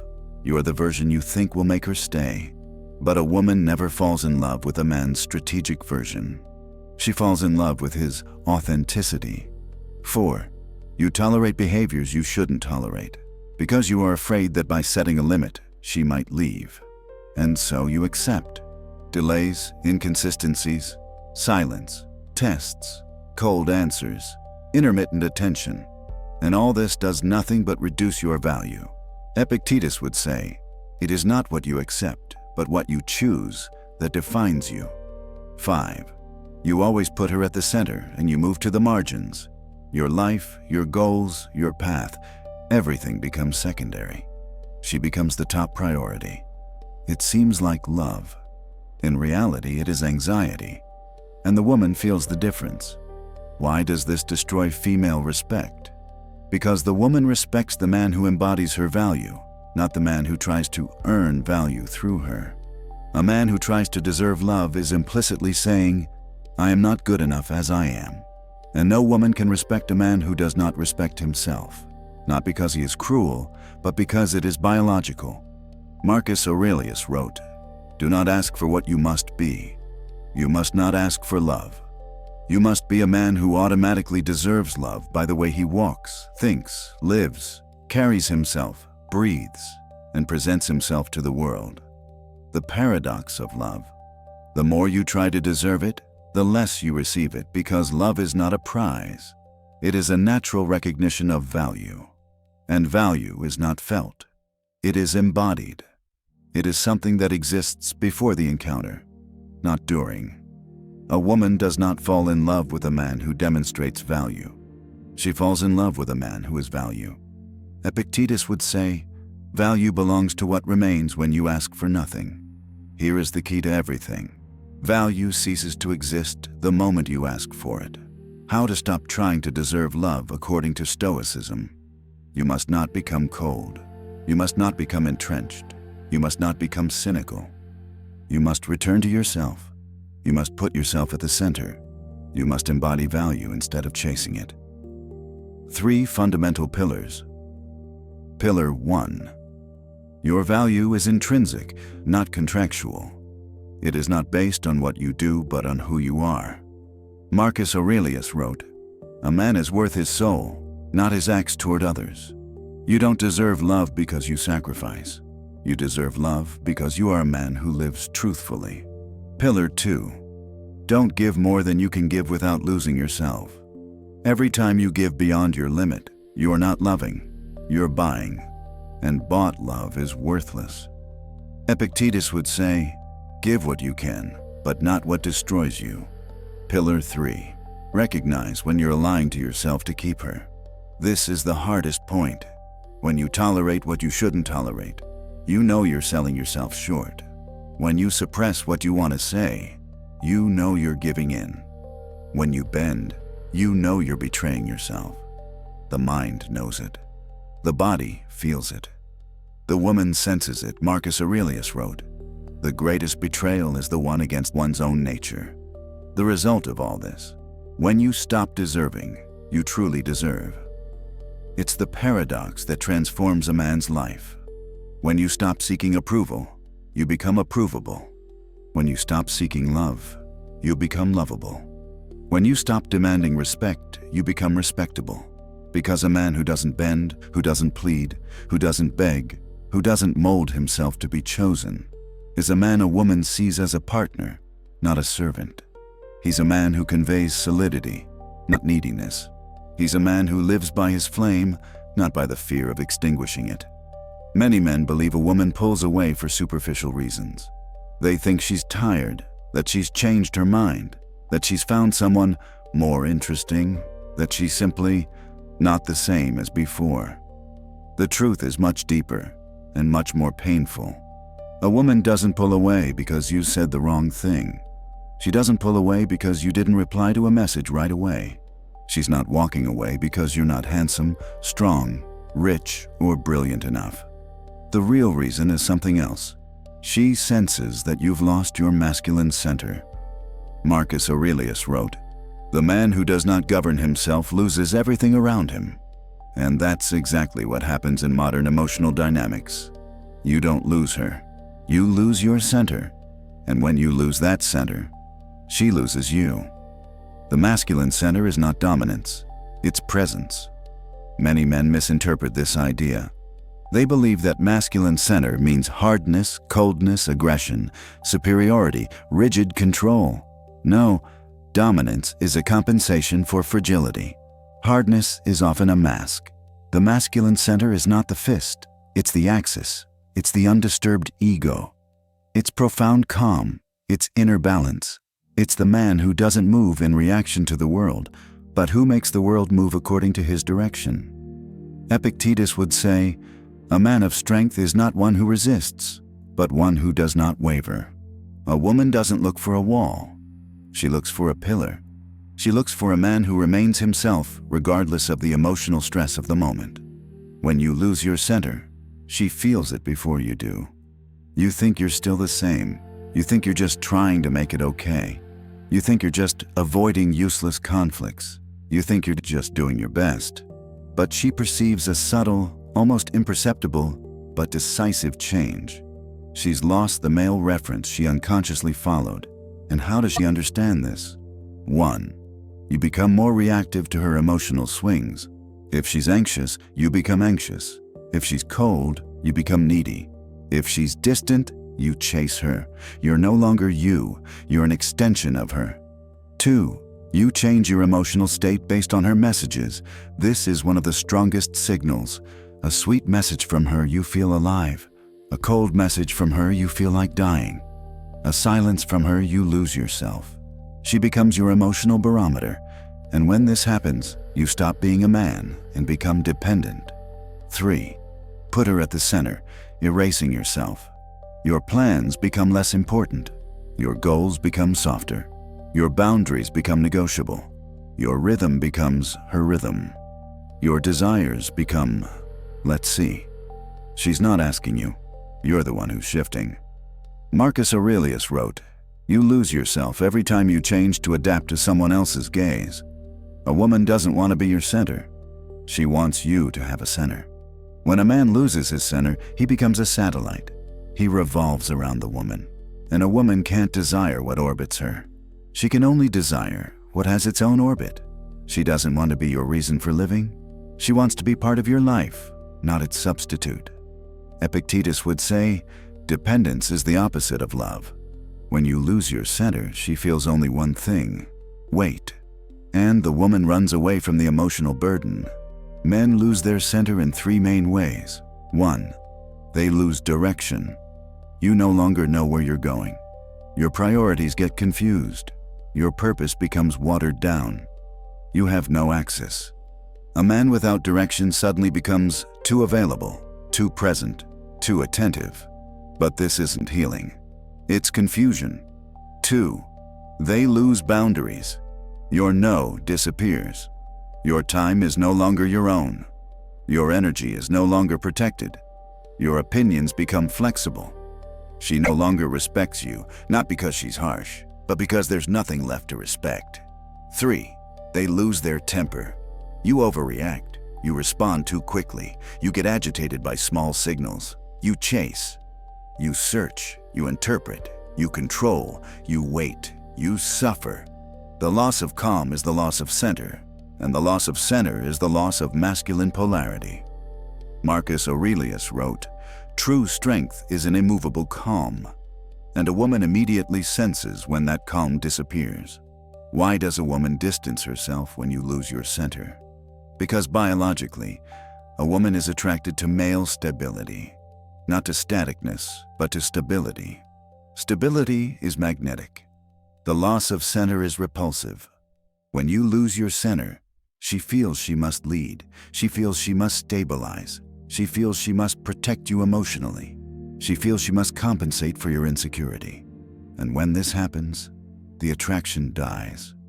Epictetus would say, no one desires what he must support. If she must support you, she cannot desire you. The Stoic doesn't react, he responds. And this is the difference between a man with a center and a man without a center. Your center is not an image. It is not a role. It's not a manly pose. It's not a confident appearance. It's your inner peace. It's your direction. It's your axis. 3 pillars. Pillar 1. Find your direction again. A man who doesn't know where he's going gets lost in a woman's emotions. Marcus Aurelius wrote, "The mind is not strong if it doesn't have a path. Choose a path, only one, and walk." Pillar 2. Protect your inner space.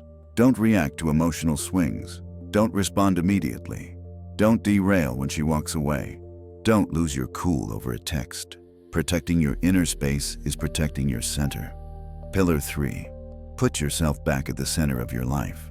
Not her, not love, not the relationship, you.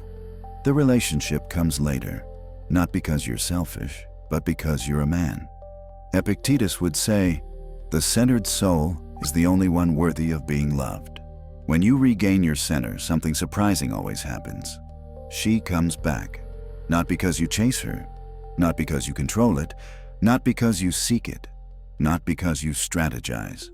She returns because she feels the pillar has returned, the presence has returned, the calm has returned, the solidity has returned, the man has returned. Marcus Aurelius wrote, "What is solid attracts like gravity itself." And your rediscovered center is your gravity. There is a signal, more serious than all the others, heavier, more destructive, more evident to female eyes, and at the same time completely invisible to male eyes. It is the point of no return. The point where the woman stops seeing you as a man. The point where the masculine polarity is extinguished. The point where she no longer feels direction, no longer feels strength, no longer feels presence. This signal is simple to define. Your life stops for her. It's not a metaphor. It's literal. Your life slows down. Your energy slows down. Your growth slows down. Your discipline slows down. Your goals slow down. Your world stops because you're busy chasing hers. Marcus Aurelius wrote, "He who abandons his own path no longer knows how to recognize himself." And once you lose this inner recognizability, in the eyes of a woman you cease to be a man and become a shadow of your potential. How a woman understands that your life has stopped for her not by looking at what you say, not by looking at what you promise, not by looking at what you write to her. She understands it by observing just one thing, how you are moving in the world. 1. You have stopped growing. You no longer study. You no longer improve. You no longer invest in yourself. You no longer create. You no longer build. You no longer dream. A woman perceives this blockage immediately. 2.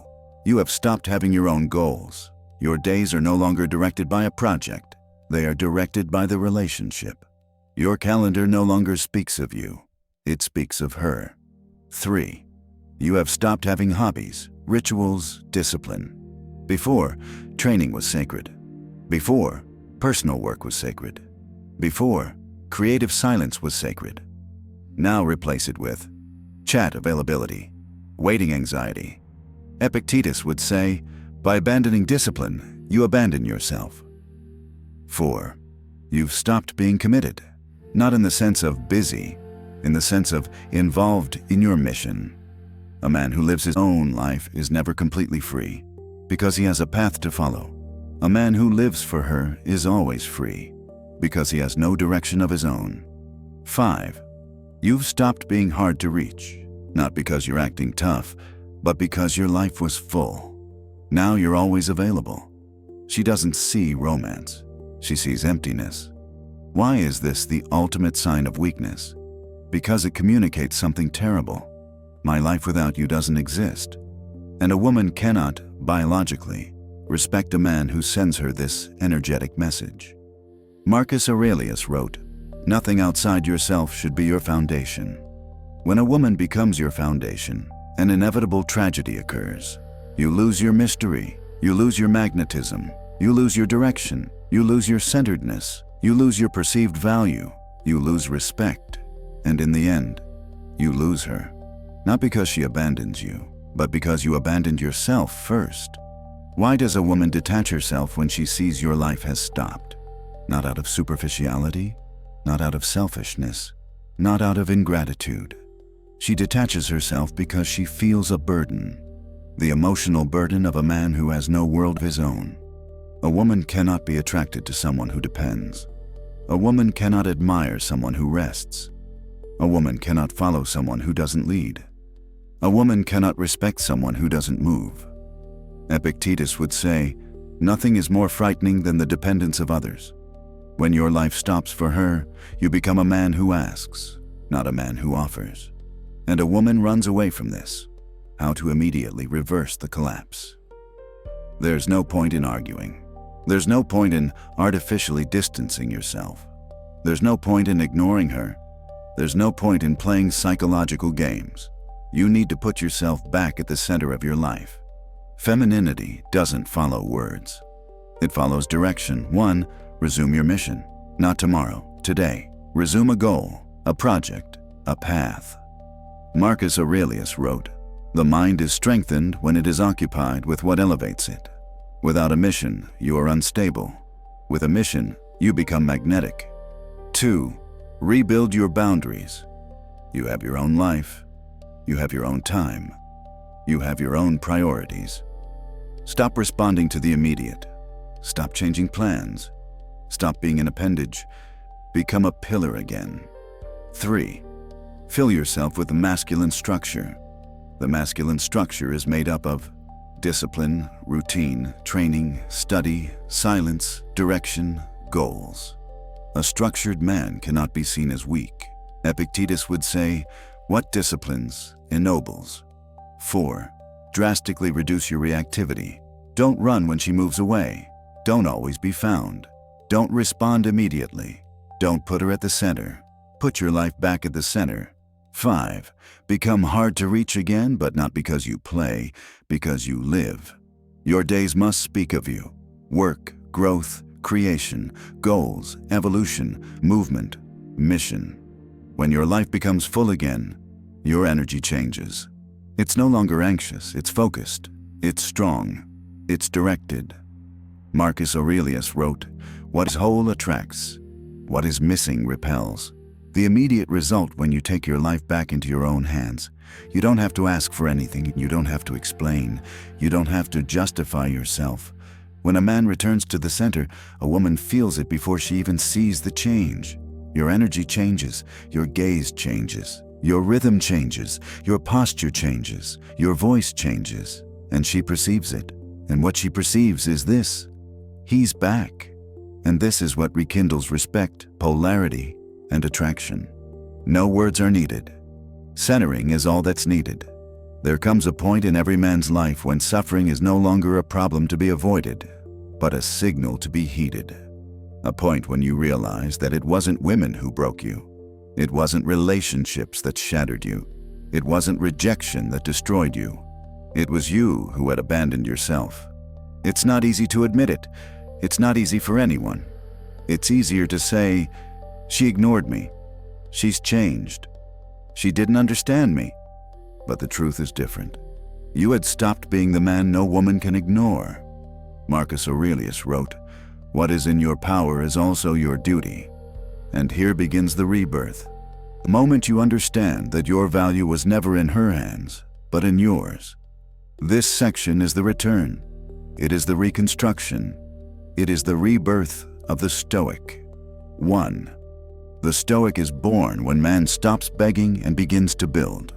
The man who begs for love never receives it. The man who creates value must never ask for it. Here's the fundamental difference. The first reacts, the second creates, the first implores, the second emanates, the first follows, the second leads. Epictetus would say, "If you want to be loved, don't ask for love. Become worthy of it." Not in the sense of deserving it through sacrifice. We've seen how destructive that is. But in the sense of embodying what a man should be. Centered, disciplined, focused, present, calm, independent. The return of the Stoic is not a gesture. It's a change of inner balance. 2. Rebirth begins with silence. Not from reaction, not from confrontation, not from emotional speeches, not from drama. The return of the Stoic begins with silence. That silence that allows you to see the truth. Feel who you are, catch your breath, rediscover your identity. Remember strength, connect with your nature. Marcus Aurelius wrote, "In silence, you rediscover your power." And he wasn't lying, because in silence you discover something that no relationship should ever take from you: your self-sufficiency. 3. The Stoic recomposes his internal structure. Most men live emotionally disorganized lives. One day strong, one day destroyed, one day centered, one day needy, one day focused, one day submissive. The Stoic does not. The Stoic builds structure, and structure is routines that forge discipline, training that reduces anxiety, goals that give direction, limits that protect dignity, sacred times that no one can enter, visions that guide, silence that restores balance, purposes that elevate the soul. Epictetus would say, "What you do every day becomes what you are." When your internal structure is rebuilt, you automatically become calmer, more authoritative, more centered, more desirable, more unconquerable. 4. The Stoic becomes non-reactive, and that changes everything. Reacting is for slaves. Responding is for men. Reactivity is impulsive. Messages sent too quickly, fears too quickly, anxieties too strong. Psychological pursuits, the need for control. Non-reactivity reigns supreme. You listen, observe, release, breathe, respond calmly. Don't move internally. Marcus Aurelius wrote, "Calm is the greatest demonstration of strength." The Stoic doesn't chase, he doesn't control, he doesn't beg, he doesn't snap, he doesn't falter. And when a man becomes non-reactive, a woman perceives him as the emotional axis she's always sought, even if he doesn't say so. 5. The Stoic becomes a man who cannot be ignored, not because he shouts, not because he provokes, not because he plays, not because he shows off, but because he is full of life, full of purpose, full of movement, full of direction, full of calm strength, full of identity. A full man cannot be ignored because his energy takes up space, not physical space, energetic space, emotional space, psychological space. Women perceive this type of man as solid, present, magnetic, mysterious, worthy, stable, desirable. Epictetus would say, "Be so full that you never miss yourself." When you don't miss yourself, no one misses you. In fact, it's others who miss you. 6. The Stoic doesn't run away from love, he selects it. Once he has found his center, the Stoic doesn't become cold, he doesn't become cynical, he doesn't become distant. He becomes selective, because he has understood that not every woman deserves his time, not every relationship deserves his energy, not every dynamic deserves his peace. Marcus Aurelius wrote, "Guard what keeps you whole." The Stoic doesn't love just anyone. He loves those who respect him. He loves those who see him. He loves those who don't abuse his calm. He loves those who don't toy with his presence. He loves those who don't exploit his empathy. He loves those who deserve his depth. 7. The Stoic regains mastery of his own rhythm. A man who has lost himself lives in the rhythm of the other person. He responds when she wants, moves when she moves, opens when she opens, stops when she stops. A man who has rediscovered his center also rediscovers his own rhythm. Training, study, growth, objectives, rituals, mission, discipline. There is no woman in the world who can ignore a man capable of commanding his own rhythm of life. Epictetus would say, "The man who guides himself guides everything around him." 8. The Stoic transforms into a man who never loses. Not because the relationship always wins, not because he manipulates, not because he controls. He never loses because he doesn't lose, he doesn't sell out, he doesn't dissolve, he doesn't erase himself, he doesn't betray himself, he doesn't give in psychologically, he doesn't abandon himself. The relationship can end, the situation can change, the woman can leave, but the Stoic remains. He remains coherent. He remains solid. He remains focused. He stays on the path. He remains whole. Marcus Aurelius wrote, "No one can take away from you what depends on you." The Stoic never loses because what matters most always depends on him, his own soul. 9. The Stoic's return makes all strategies useless, because when you become centered, you don't need to do anything to be noticed. You don't need to go no contact. You don't need to act detached. You don't need to become cold. You don't need to create lack. You don't need to feign security. Your energy speaks, and what it says is simple. I'm back, and this time I won't abandon myself again. Women feel it. Other people feel it. The world feels it. 10. The Stoic never forgets himself again. The most important lesson of all? Never lose your center again. Never lose your axis again. Never lose your mission again. Never lose your dignity again. Never lose your discipline again. Never lose your identity again. Not for a woman. Not for love. Not for desire. Not for fear. Epictetus would say, "Your soul is the most precious possession. Never give it as a pledge." The Stoic returns, and when he truly returns, his presence becomes so strong that no woman can ignore him. Not because he wants attention, but because he has become a man who shapes the world, not one who is shaped by it. A man who chooses himself, every day, profoundly, without compromise. And a man who chooses himself will never, ever again be ignored.